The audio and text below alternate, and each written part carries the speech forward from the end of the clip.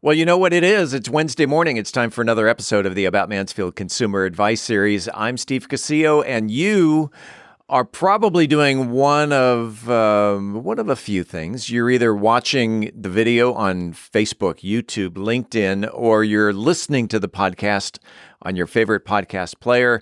Today, as we do on most Wednesdays, we bring in right over there our trademark attorney, and that's Susana Mahady. And we were having fun with the fingers earlier because the cameras actually turn you around. And even though I'm pointing to my left, she's actually to my right. And so we were having fun with that. But those who are watching the podcast have no idea what we're talking about. We're easily entertained. Yes. Today, you have an update on Taco Tuesday. So for those who are watching and those who are listening, if you want to go back maybe 2 or 3 episodes, we talked about the trademark of the name Taco Tuesday and how Taco John's owns the trademark, this big franchise up in the Montana, Wyoming area, right? And how Taco Bell wanted to put that to an end. But you have an update on Taco Tuesdays. Yeah. And so the issue was that Taco Tuesday is something that is universally used by so many people. And Taco Bell wanted to basically cancel that trademark and allow everyone to be able to use it without infringing on the owner, who was Taco John. And so they started obviously litigating, and Taco John has agreed to basically relinquish their rights to the trademark. And they decided that it was better to just stop fighting and spending millions of dollars on lawyer fees and allow the trademark to be used by everyone else. And so instead, what Taco John's did is they basically challenged Taco Bell and other companies, other franchises, to donate money to a charity. And it was a nonprofit established to provide funding for families of restaurant workers who may need financial help in a crisis. So they offered to donate $100 per store, which I think amounted to like $40,000, and challenged everyone else to do this. So it's a win-win. It is. Some people say, they could look at it as a loss for the trademark owner, who was not able to fight the big bully with the funds and the money. But they're looking at it as, they're still going to be able to use it, obviously, because everybody's going to be able to use it, and everybody's using it anyway. But I think that just goes to show you how a mark can become diluted by use, and if you're not able to enforce it, you could lose it. Like aspirin. Yes. Okay. Yes. That's which goes back to the 1800s or something like that. But okay. So effective immediately, Taco Tuesdays at the Casillo house. If you know where I live, show up on Tuesdays. Taco Tuesday. I've always refrained from using that phrase because it's under a trademark. So now. I don't know that they would have come to your house to enforce it, but yes, I think that's very noble of you to respect other people's intellectual property rights. Thank you. There's actually a restaurant here in Mansfield that does use that phrase, and they've been using that phrase for years. But it was used all the time. Yeah. I mean, it was universal. I think it's one of those brands or names or marks that everyone's kind of latched onto, and many people just didn't even know that they were infringing or that it was a trademarked. Name. Well, that makes a lot of sense. Then how does one know when they've used a trademark name?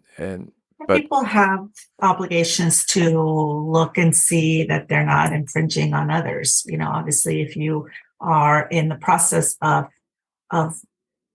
establishing a brand, or you are starting a business and you want to make sure that you are going to use the name that you want to start marketing and spend money creating the brand and making sure that somebody else isn't already using it. You'd want to have somebody do a really comprehensive search, because you don't want to invest a lot of time and money in creating this brand only to find out that somebody already has it and that they're going to come after you. And then you'd have to spend money to rebrand. Right, right. I remember back when we first started doing this series together that I told you a story off the air about how I had created a business back when we were living in California, and within a couple weeks of running this business, I was actually contacted by an author who owned the trademark to the name of the business that I was using, and one of her books was actually named in that. And she says, I thought I would reach out to you nicely before my attorneys reached out to you. And by the end of the day, I had a new name for the business. Right. But well, and that, remember that if you have a brand that you want to enforce, there's watch services, there's ways to make sure that, if anybody uses it, notifications pop up. And so you can sign up for these types of services to protect it, to enforce, your rights. Let's talk about a new trademark.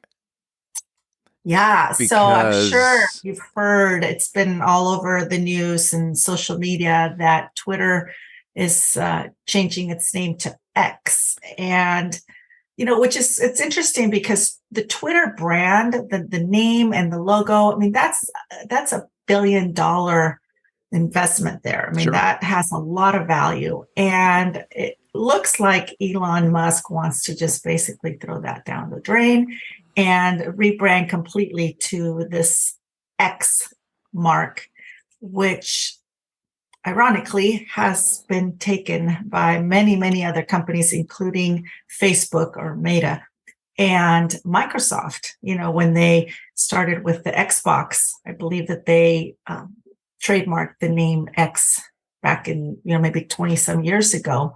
So there's probably going to be some litigation. And so everybody's just kind of waiting on the edge of their seats to see what happens, because it looks like Elon Musk just decided to choose this very difficult mark to enforce. Why? Why X? Why, and which, when I heard about this, the first thing I thought of was, you can just trademark a letter. Can I trademark the letter A or the letter G?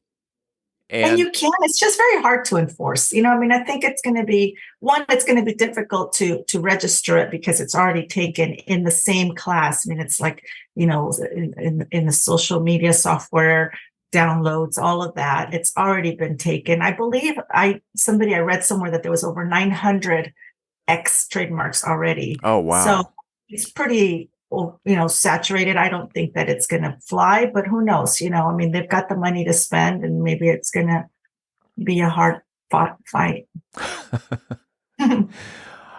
I probably would have chosen another letter. There's a lot of letters. Just like the lady who sent me the email. Choose another name.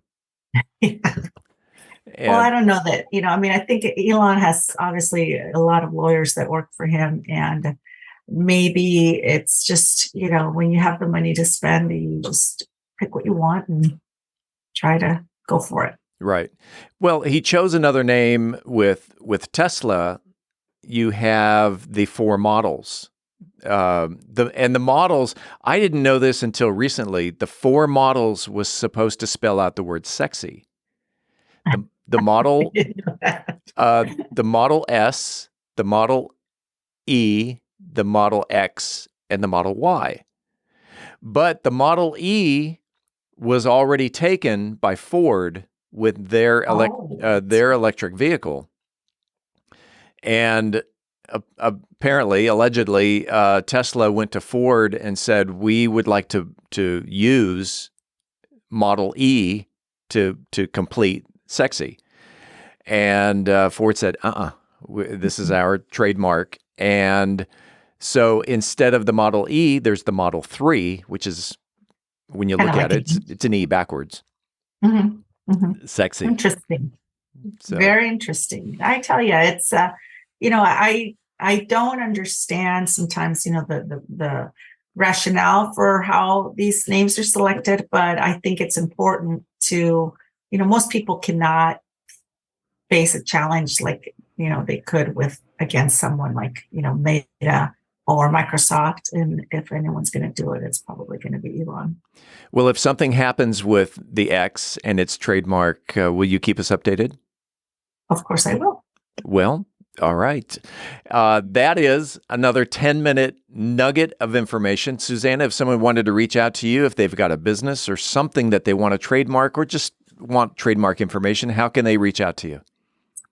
Find me through my website at www.mahadylaw.com, and that is spelled MAHADYLAW.com. That's mahadylaw.com, and that over there is, nope, the other way. There you go. Is Susana Mahady, attorney at law and specializing in trademarks. And you know what? Let's do it again. I was going to say next week. We don't do this every week. No. Let's do this again real soon. Okay, sounds like a plan.